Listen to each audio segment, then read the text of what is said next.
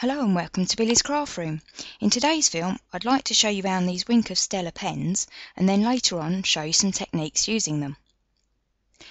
These pens feature a 0.8mm nib which makes them perfect for writing and adding fine detail to stamped images. They're acid free, archival and contain pigment ink. Here's a colour chart of the ones I've been using. You get a base colour with each pen and it's shot through with glitter. From one angle you just see the colour, and as the light hits it, the glitter really pops. I particularly like the brown, gold and silver as they're perfect for vintage projects, which I really enjoy making. It's difficult to get the right light to show you the glitter on these, but in person they really are glittery.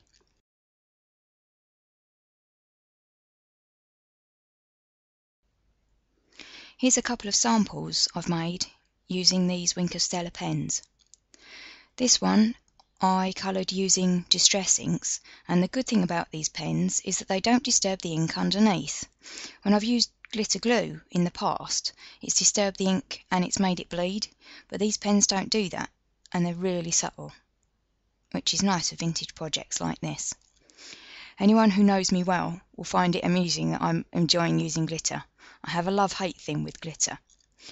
I love the bling, but I really hate the mess, and these pens don't have any mess.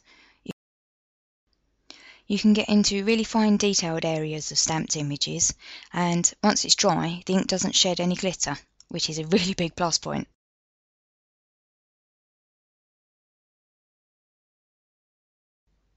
Another surface they work well on is stamp board.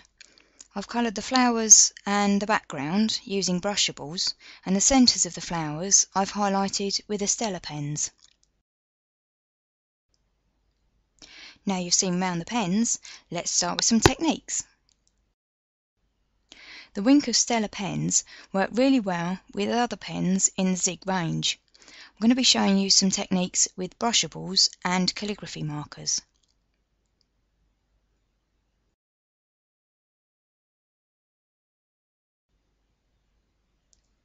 To save time, I've already done the lettering. The top one was using a calligraphy marker and the other two were written using the brushable pens.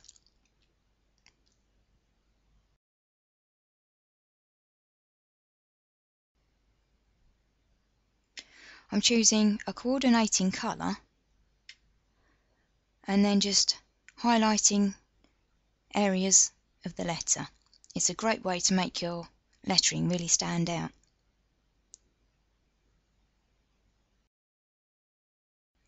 The black Stella pen is particularly nice with the black calligraphy marker. Because the Stella pen comes out a nice soft black, it makes it look almost like a shadow effect, which is really pretty.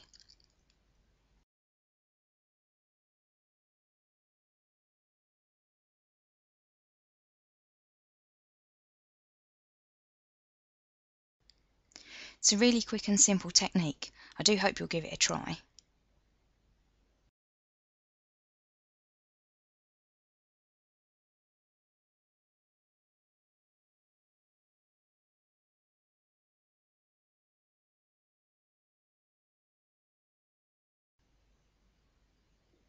There we go.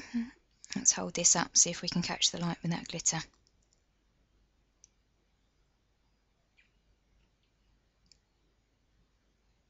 There we go. See it just then? Until the light hits it, it's really subtle.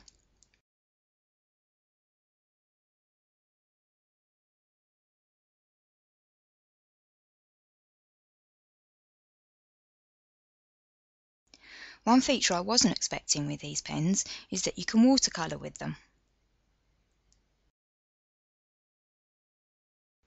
I've stamped this image onto watercolour card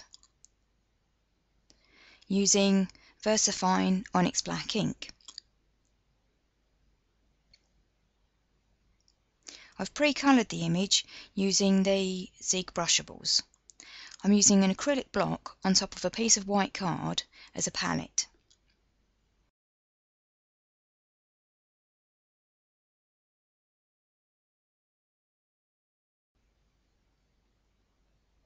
Scribble some of your chosen colour onto the acrylic block.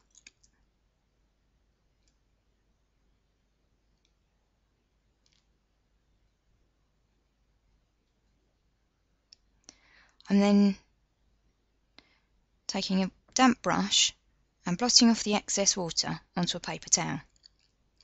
Don't need the brush too wet. And then simply pick up the colour and paint onto your design. It's a really good way of filling in larger areas of colour without leaving lines from the pen. In this way you can also vary how strong the colour comes out. You don't lose any of the glitter and the glitter still doesn't shed. If you want to apply more colour, put it in a different place on the acrylic block. I haven't put that on top of the wet puddle from earlier. You don't want to ruin your pen doing that. As you can see, that's come up a lot darker this time.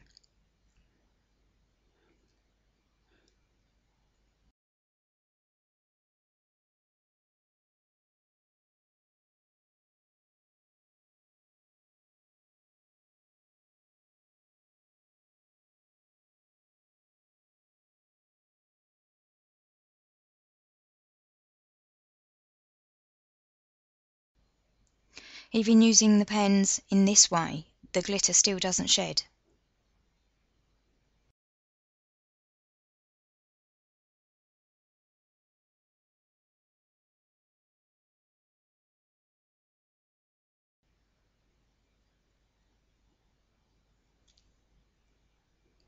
As you can see, you can get quite a variety of tone using the pens like this. And I hope you can see the sparkle of the glitter this time.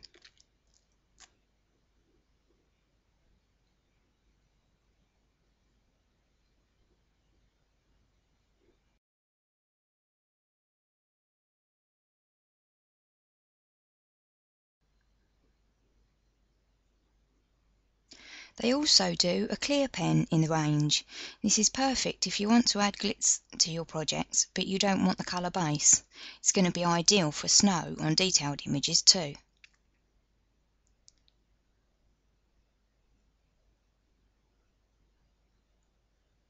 My other favourites within the range are the gold and the silver. As I mentioned earlier, they're a nice subtle tone by comparison to other metallic markers, and they're really beautiful.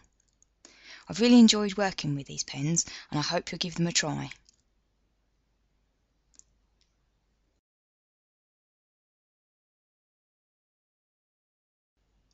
Here's some close-ups of the samples I made during the film. Hope you've enjoyed this tutorial. If you have any questions, do leave me a comment. Thanks for watching. See you soon. Bye bye. For more details about the pens used in this film, please visit the Kuretake website. For more inspiration, please visit the blog on www.billiescraftroom.co.uk.